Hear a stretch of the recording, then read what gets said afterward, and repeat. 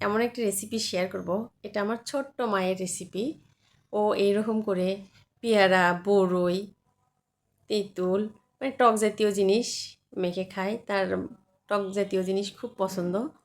সে আঙুরটা এইভাবে কেটে সুন্দর করে মাখিয়ে নিয়েছে। এটা খেতে কিন্তু সত্যি অনেক টেস্ট। বাসায় একবার অবশ্যই ট্রাই করবেন। ও নিয়েছে এখানে লবণ আর একটা ভাজা শুকনো মরিচ। এখানে দিয়ে দিল কিছুটা সরিষার তেল, আর এর সঙ্গে দিয়ে দিল তেঁতুল। সব কিছু একসঙ্গে ভালো করে একটু মেখে নিয়ে এখানে দিয়ে দিবে কাসুন্দি। কাসুন্দি দিলে এই মাখাটা খেতে কিন্তু অনেক ভালো লাগে। অবশ্যই চেষ্টা করবেন কাসুন্দি দেওয়ার। এগুলো ভালো করে একটু মিশিয়ে নিয়ে এখানে দিয়ে দিবে আঙুর। অনেক সময় আঙুর টক হয়, আমরা এমনি কিন্তু খেতে পারি না, অতটা ভালো লাগে না। এরকম করে যদি মেখে খান দেখবেন যে অনেক টেস্ট হয়। আমি কখনো কোথাও দেখিনি যে এইরকম করে আঙুর আবার মেখে খাওয়া যায়। এটা আমার কাছে একটা ইউনিক রেসিপি লেগেছে। আমার কাছে তো দারুণ লেগেছে। জানি না আপনাদের কাছে কেমন লাগবে।